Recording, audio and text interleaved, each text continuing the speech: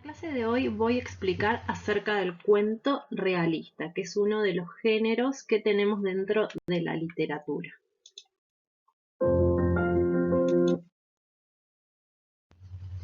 Pero, ¿qué es un cuento realista? ¿Cómo nos damos cuenta que estamos leyendo este tipo de relatos?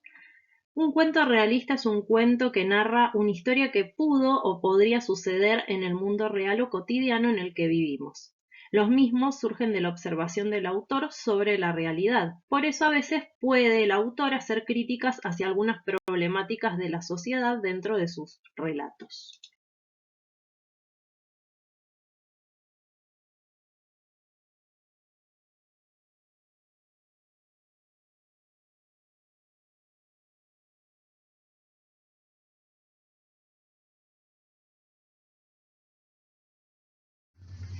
¿Cuáles son las características principales de este tipo de relatos? Los hechos ocurren en lugares que existen o podrían existir. El tiempo en el que ocurre la historia se conoce. También se mencionan costumbres o tradiciones propias de la época en la que se van a narrar los hechos o la historia. Se describen lugares, objetos o sujetos de forma detallada. El narrador narra lo que ve sin dar su opinión.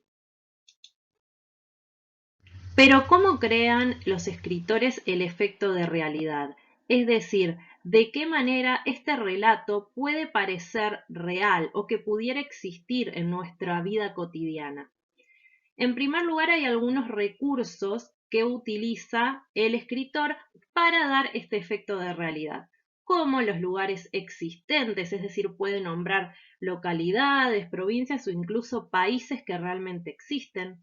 También hablar sobre elementos de la realidad, siempre y cuando sea o esté adaptado a la realidad de la época en la que narro los hechos. Por ejemplo, en la época actual, la presencia de un celular, de computadoras, televisores y demás. También las marcas de productos, por ejemplo, si nombramos una marca que existe como las galletitas Oreo, entonces estamos remitiéndonos a algo real que existe, entonces esa historia podría llegar a existir. También situaciones históricas reales, es decir, hechos que en la historia ocurrieron realmente. Y por último, también suelen utilizar o crear personajes que existen actualmente o que existieron. Entonces, con esto le damos un mayor efecto de realidad al relato. Y eso fue todo por hoy acerca del cuento realista.